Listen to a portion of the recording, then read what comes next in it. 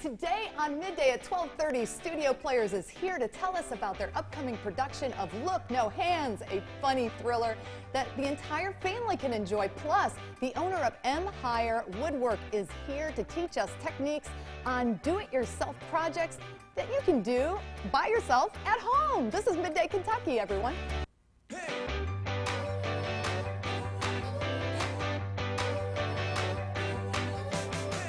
Good afternoon, and thanks for joining us on Midday at 12:30. I'm Lisa High, filling in for Amber Freeman. I'm Dario King.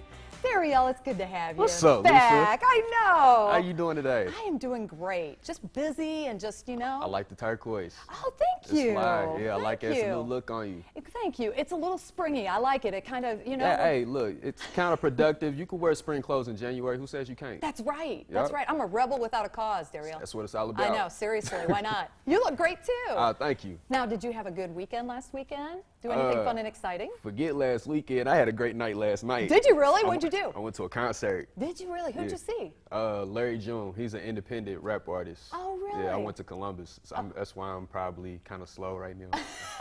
Is that why you were taking a nap in the newsroom? That's exactly why I was taking a nap. I had to catch some Z's real quick. Now it all comes together. What time did you get home last night? 2:30. 2:30? Okay. Somewhere around there. So you're kind of, but you know, the show doesn't start till 12:30, so I mean, you had plenty of time to sleep in there. I mean, yeah and no. Not that I'm calling you out or anything on that. Yeah, hey, look, I got my sleep and I'm ready to go. So what's the first topic? All right, let's do it. Let's do it. Well, okay, do you have any fears, first of all? Of course. What fears? What fear do you have? I don't like heights. Yeah? Oh, you're going to love this first story then. I don't. It's a few, but heights is probably number one. Is it? Yeah. Is it? You know what? Mine is too. I'm real? afraid of heights, yeah. Okay, so why would I like this first story? Okay, so here we go. He's the man with no fear. We've seen Nik Wallenda wire walk over Niagara Falls, the Grand Canyon, and most recently, Times Square. So what's next for this death-defying daredevil? Well, guess what? He hopes to become the first to walk a wire directly over an active volcano in Nicaragua. I mean, how? Huh? I know. I mean, I guess you can just go big or go home at this point, right? Is he getting paid for this? I'm sure he is. Not like for, I mean, I don't know. If he's just doing this for like just enjoyment, for the thrill of life, yeah. I got some questions out of concern. Oh my gosh. I want to know if everything's all right at home, because I ain't just walking over no active volcano. For I need for real, I need some compensation for that. Well, you know what? Imagine facing sulfuric gases that are so thick that you can't even breathe. Well, I grew up with 3 older brothers, so I can kind of imagine that. But he's training with a gas mask, and he says you can't even see the other side. So part of his training is blindfolded. Hey, look. I can't even relate to this guy at all. Do what you do, but can't be me. Yeah. Nah, not over no active volcano, and I'm doing this for, if I'm not getting paid for this, we gonna have a discussion. I mean, there's no safety net. There is nothing. I mean, you fall and it's lights out. It's sponsorship over for that guy. I mean. I'm not for real, because that's like a situation you can die in. So if I know if I'm getting into a situation and I might not come out alive and you're not getting ready to break me off something. Right. No. Yeah. Well, you know, have you ever tried to walk like a high wire or anything like that? Have you ever tried that, like at any of the parks, amusement parks down in Florida, I think, offer it? And I ain't got good balance, though. Neither do I. And it's so small. It was like when I can't even walk. I remember when I was a kid, I couldn't even walk on the edge of, like, there was this brick, like, retaining wall that was at a campground. I remember getting up on that, and I was thinking, oh, it's this, you know, it's this wide. I can do this.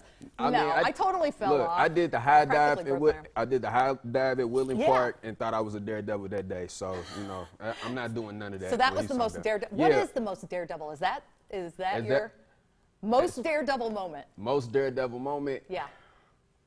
I'm trying to think. Going off the high dive, that's pretty good. I'm just saying, like, I don't have many things that I do want to go skydiving. Yes. I do. Yeah, I mean, even though I'm afraid of heights, I will do it as long as you give me somebody that know what they're doing. He's just training just because. I need some safety, you know, some guidelines. Absolutely. I need all that. Yeah, absolutely. If I'm strapped onto somebody jumping out of a plane, I think I would be okay. As long as that somebody knows exactly what they're doing, I might be all right. I don't know.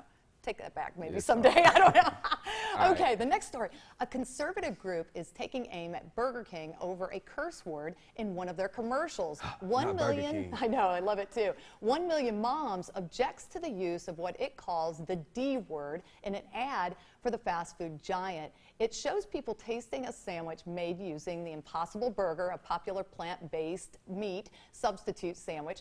The man tries it and says, D-A-M-N, that is good.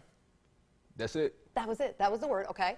And the ad has been online since August, when Burger King began selling the Impossible Whopper nationwide. 1 million moms posted their press release condemning the commercial Friday, calling it offensive. Okay, so this is online, so it wasn't, it didn't actually make it on the airwaves as far as that goes, but it's online. So what do you think about this? There's worse curse words you can put in an ad, in my opinion. This is not one. However, if you put D-A-M-N in an ad, and it's followed by that's good, it's got to be good. Right. You know what I'm saying? Right. They just trying to paint the picture, take you there. Right. You know, it's nothing to get a hoopla about. Well, here's kind of my thing. I do consider D-A-M-N a curse word, me personally. I just do. I wouldn't want to see it on a commercial on television. Online is a little bit looser, though. I kind of get, I don't know. I feel like you really have to be very proactive to go to a certain thing to see that commercial. It's been up since August, so why is it a big deal now? To me, you know, well, to the million moms, they think it's offensive, obviously. I do think it's a curse word. So, you know, just because it's not as bad as another curse word doesn't take it off the plate as being a curse word for me. You know what I mean? But I have 2 kids, you know, I don't want them going around the house saying, D-A-M-N, Mom, you know what I mean? I don't want them saying that. That's so I true. want, you know, so I guess you got to think about the kids then. Yes, you do. Now, let me ask you this. Do you say curse words in front of your mom or dad? Yeah, but it's their fault.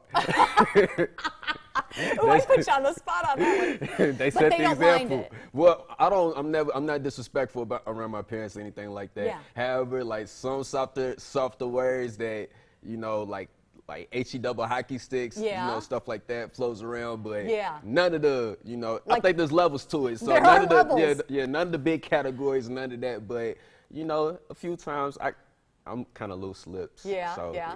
Well, it's funny because it is so, you know. I need a lot of prayer, that's all. Well, you know, we all do, Daryl.